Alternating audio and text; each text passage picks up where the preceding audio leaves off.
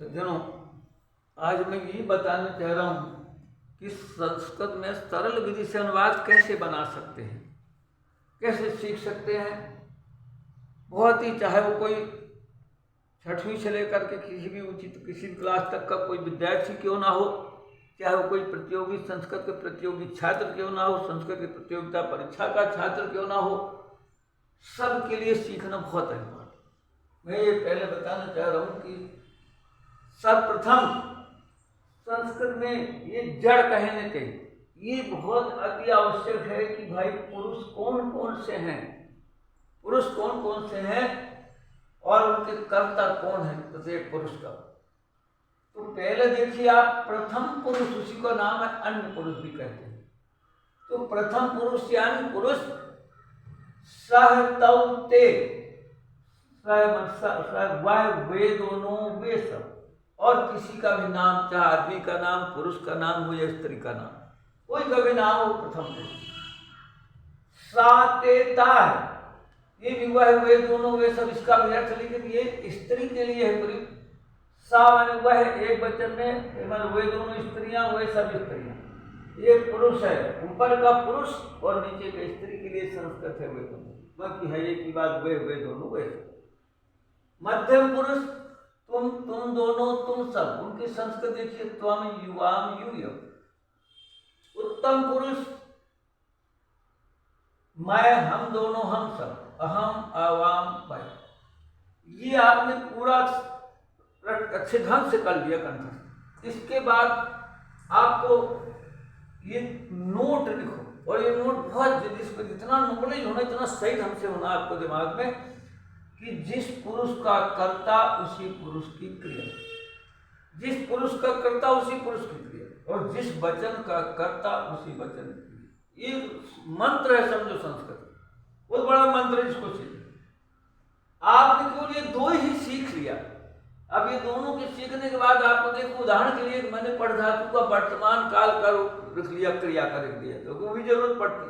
और पुरुष के अनुसार तो प्रथम पुरुष में पठति पठता है, पठन एक वचन द्वि वचन बहु। मध्यम पुरुष पठसी पठथा पठत। उत्तम पुरुष पठामी पठावा पठाम।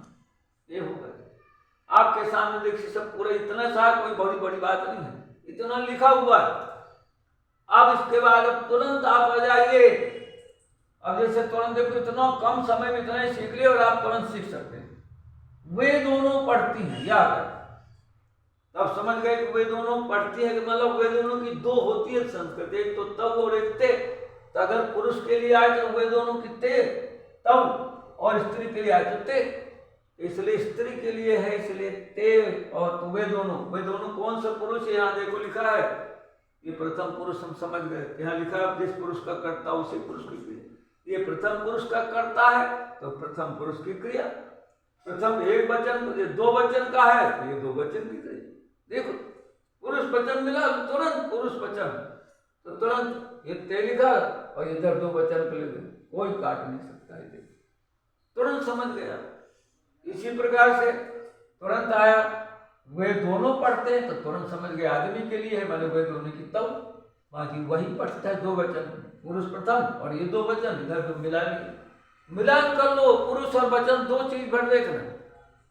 तुरंत आपने देखा हम सब पढ़ते हैं, हम सब की व्यायाम ये देख लिया, तुरंत समझ गए कि तो उत्तम पुरुष है, बहुवचन है, दो चीज देखा है, उत्तम पुरुष बहुवचन, पुरुष और वचन, तो तुरंत उत्तम पुरुष बहुवचन। ये देखो, ये उत्तम पुरुष बहुवचन व्यायाम और ये बहुवचन उत्तम, तुरंत लग गया।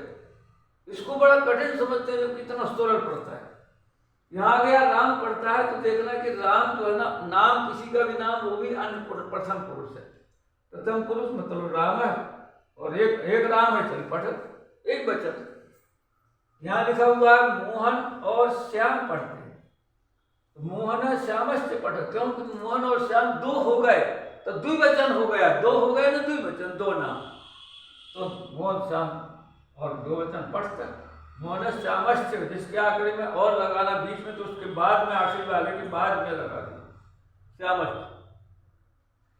कितनी सरल विधि है आपको सीखने, देश मात्र भी आपको कोई कठिनाई नहीं।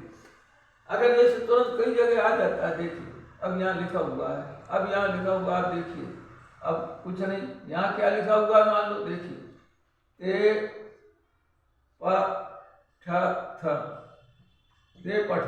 ते पठथ लिखा हुआ और सुधारने को आ गया तो हमें तुरंत समझना है कि ते मतलब ये ते अपन दो तरह से जैसे यहाँ देख के ऐसा भी सुधार सकते हैं, दोनों सही कह रहा है।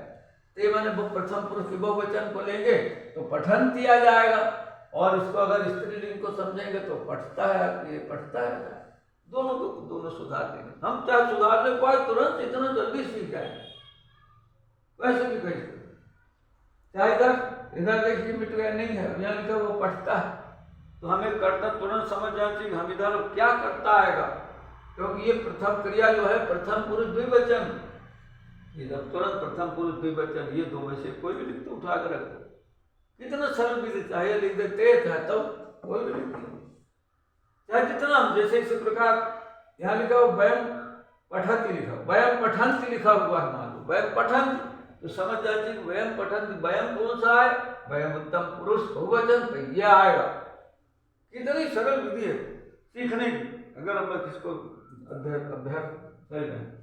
ये जरूरी नहीं जैसे आगे हम राम मोहन और श्याम पढ़ते हैं, राम मोहन और श्याम तीन हो गए, राम मोहन राम मोहन श्यामश्च पठंती, बहुत से हो गए तो पठंती, तीन से ज्यादा आ जाए तो भी पठंती, तो इतना मतलब मुख्य बात। और प्रथम पुरुष का दूसरा नाम अन्य पुरुष इसी को बोलते हैं, चाहे पुरुष को चाहे प्रथम पुरुष, लेकिन ये याद रहे केवल दो ही चीजें, हमें प्रथम पुरुष और वचन का ज्ञान हो, क्रिया याद हो, फिर आप मिलान भर कर देना, कुछ भी इतनी। और सबसे प्रमुख यही चीज है, सब इस जड़ है इसकी, समझो जिसको ये आ गया, इसको मैं हमेशा इसको मंत्र बोलता हूँ, और इसमें से इतना एक बार सीख लिया तो संस्कृत में आपको आगे बढ़ने से कोई रोक नहीं सकता, सीखने से आप फिर आगे हर चीज सीख सकते हैं।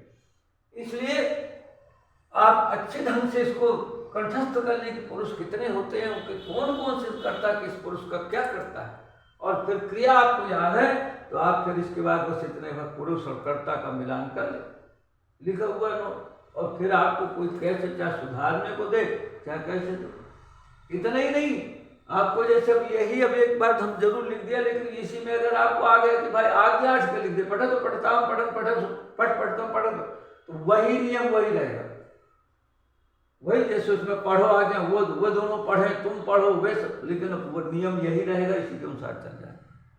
विधिलिंग लकार में पढ़ेगा और विधिलिंग चाहिए, लेकिन यही नियम रहेगा, ये भर पांचों लकारों में वह पढ़ेगा सा पठिष्यति, यानी पांचों लकारों में भी इसी नियम सब ये है, आपको ये भर याद रहना चाहिए और नियम याद। इसलिए मैं सोचता हूँ कि आज इतना पर्याप्त है और आप सीख गए होंगे, और अच्छे से आपको नहीं आएगा तो पुनः आगे बताया जाए।